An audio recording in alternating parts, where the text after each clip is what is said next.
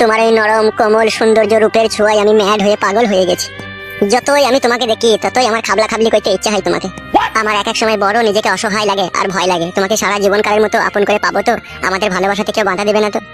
আমার দিকে তাকাও পড়তে। জীবনে যতই ঝড় তুফান আসুক না কেন, তোমাকে আমি ভালোবেসেছি, তোমাকে আমি মন প্রাণ সঁপে দিয়েছি। তোমাকে ছাড়া আমি আর কাউকে চাই না। তাহলে যদি তোমার স্বামী আমাদের এই ভালোবাসায় বাধা দেয় তাহলে কি করবে জান তুমি? আমি স্পষ্টভাবে তাকে জানিয়ে দেবো আমি আর তোমার ভাত খাবো না, তোমার সাথে সংসার করবো না, তোমাকে আমার আর ভালো লাগে না, আমি তাই বলে দেবো। তোমার স্বামী যদি না মানতে চাইলে কোর্টে থেকে ডিভোর্স করে দেবো। তোমার স্বামী যদি পাগল হয়ে যায় তোমার লেগে আমাদের ঘরের দুইয়ের সামনে যদি সারা রাত দিন বসে থাকে আর যদি বলে আমি তোমাকে ছাড়া যাবো না, তাহলে কি করবে তুমি? আমি ঘর থেকে বেরোবো না। সত্যি জান তুমি আমাকে এতটাই ভালোবাসো? শুধু ভালোবাসি কি বলছো? তুমি আমার রক্ত মাংসের সাথে মিশে গিয়েছো, তুমি আমার কলজির ভিতরে আছো। আর এইখানটায় আছি তো আমি। তুমি বড্ড কেলাচোদা। কেন জান কেলাচোদা বলছো কেন? একটা মেয়ে যদি তোমাকে ভালোবেসে তার শরীরের প্রতিটি অঙ্গই প্রত্যঙ্গই যদি তোমাকে মিশিয়ে রেখে দেয়, তার যদি বুকের ভিতরে কলজির ভিতরে তোমাকে রেখে দেয়, তাহলে ওখানে গিয়ে রাখতে তোমাকে বাকি রেখেছে বলছো? তুমি ভুল বুঝো না জান, আমি বলছি এই জন্য আমার আগেও তো একটা বউ ছিল, সে নামেই বউ ছিল, কিন্তু সে আমাকে ওইখানে রাখতো না। ওইখানটায় গেলেই না সে আমাকে লাত মেরে ফেলে দিত। যে মেয়ে তার স্বামীকে তিনকুনা বাকুড়িতে ঢুকতে দেয় না, ওখানে চাষ করতে দেয় না, ওখানে চুমু খেতে দেয় না, ওখানে আদর করতে দেয় না, সে মেয়ে লেগে সেই সব মেয়েকে জানতে হবে পর পুরুষের সাথে তার ভাব ভালোবাসা আছে। ঠিকই বলেছো তুমি, ও খানকে এরকম করতো, পর পুরুষের সাথে মনে লটঘট করতো, নাইলে ওরকম করতে দিবে না কেন এখন বুঝতে পারছি আমি। তুমি এইটা নিয়ে কখনো কোনো সময় চিন্তা করবে না, যখন খুশি এসে তুমি ঝাঁপ তুলে দেবে। সব সময় এসে আবার ঝাঁপ তোলা হয়? কখন কাজ করবে, ঘেমে থাকবে, কখনো হয়তো পেশাব করে পানি নেবে না, মুত গন্ধ করবে, সব সময় ওসব করা যাবে না। আমি এমনি তোমাকে বলছি ওটা তো তোমারই, তুমি যখন খুশি যা খুশি করতে পারো। হ্যাঁ শোনা, তা তো করতে পারবো, কিন্তু ওই জিনিসটার একটা টাইম থাকে। আমি ওই রাত 9টা 10টার পরে ভাত মাত খাওয়ার পরে একটা বিড়ি ফিরি খেয়ে তারপরে ওইখানে একটা 300 টাকা দিয়ে ফক সেন কিনবো, ওইখানে ফিস করে দুবার টিপে দেবো, একটু সেন হয়ে যাবে, তখন আমি ওই আরাম করে কাজ করবো। তাই আর মুত গন্ধটা করবে না। ওইটা সব সময় গন্ধ করে না, যখন ওই মেন সেন্স হয় তখন হয়তো 2 একদিন গ্যাস করে। হ্যাঁ জান, সেই জন্যই তো আমি একটা পারফিউম কিনে রেখে দেবো। আর আমি যখন ওইখানে ভরবো না, একবারে গুত্তু মেরে ভরে দেবো। তুমি বুঝতে পারছো না বউ, আমার একটা আবার সমস্যা আছে, আমি বেশিক্ষণ আবার খারাপ হয়ে যাওয়ার পরে পানি ধরে রাখতে পারি না, ওই জন্য আমি গুত্তু মেরে ভরে দিই যাতে তাড়াতাড়ি বেরিয়ে গেলে আমার আরাম হয়, সেই জন্য। তাই করবে, তোমার যা ভালো লাগবে তুমি তাই করবে।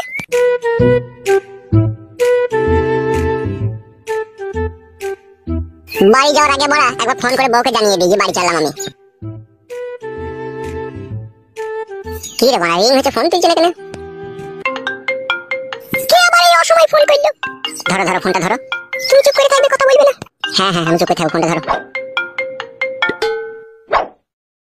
হ্যাঁ হ্যালো, বলছি আমি কি বলছি ভালো করে মন দিয়ে শোনো আমার। হ্যাঁ বলো, শুনছি আমি। বলছি দুবাইয়ে প্রচন্ড পরিমাণে ঝড় বৃষ্টি হয়েছে, ঠিক আছে? তাই আমার হলুদ মরিচের ব্যবসা এখন বন্ধ রয়েছে, বুঝতে পেরেছো তো? সেই জন্য আমি বাড়ি চললাম। তুমি কি সত্যি বাড়ি আসছো না মিথ্যা করে বলছো?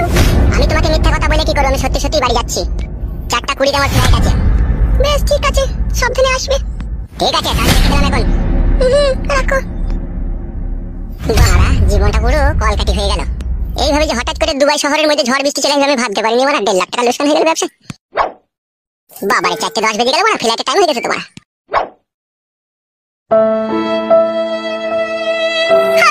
তাহলে এখন কি হবে? ও তো বাড়ি আসছে। সেটাই তোমার, তাহলে কি করবো গো? আমি তোমাকে আগেই বলেছি ফটকে, আমি আর ওই বাতারের সাথে সংসার করব না, আমি তোমার সাথে সংসার করব। তুমি যাও একটা ব্যবস্থা করো। কি ভাবছো? আর তো ভাববার কিছুই নাই, যা ভাবার ছিল তা ভেবে নিয়েছি। এবার তোমাকে নিয়ে পালানো ছাড়া তার কোনো পথ নাই। ও তো বাড়ি চলে এলে তার নিয়ে পালানো হবে না, তার আগেই তোমাকে নিয়ে পালাইতে হবে। হ্যাঁ তা তাই করো। তুমি এক কাজ করো, তাড়াতাড়ি তোমার জামা কাপড় কটা ব্যাগে গুছিয়ে নাও, দিয়ে চলো আমার সাথে। হ্যাঁ আমি তাই করছি। আর একটা কথা শোনো, রাস্তায় যেতে যেতে কেউ যদি জিজ্ঞেস করে কোথায় যাচ্ছ কিচ্ছু বলবে না তুমি, ঠিক আছে? বেশ শোনো আমার, আমি কাউকে কিচ্ছু বলবো না, তুমি রেডি হয়ে নাও, চলো। ঠিক আছে এসো।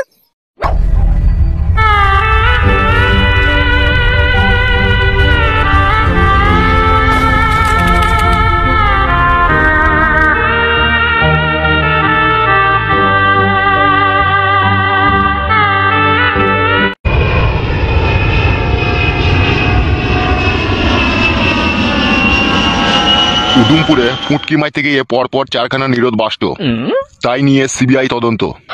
নিরোধ ফাটানোর আসামিকে এখনো খুঁজে পাওয়া যায়নি। রীতিমতো আসামিদের বয়স ছিল 60 থেকে 65 বছর।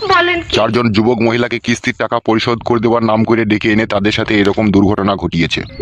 লেওড়া, এটা মানা যায়? তারপর কি যেন লিখেছে, আসামি গ্রেপ্তার হওয়ার সময় বাংলা মদ খেয়ে ফুল নেশা অবস্থায় পড়েছিল, সেই মুহূর্ত পুলিশ যে অ্যারেস্ট করে। আমি আসছি তো। কি হলো, কি হয়েছে কি বে? কাকা বাবু সব খিচুড়ি হয়ে গেছে। কিসে খিচুড়ি হয়ে গেছে বে? বলবে কাকা বাবুকে ঘটনাটা খুলে। বাবা, আমাদের চিরশত্রু হাফগান্ডু জেল থেকে ছাড়া পেয়েছে। মিচ্ছি করে মারা।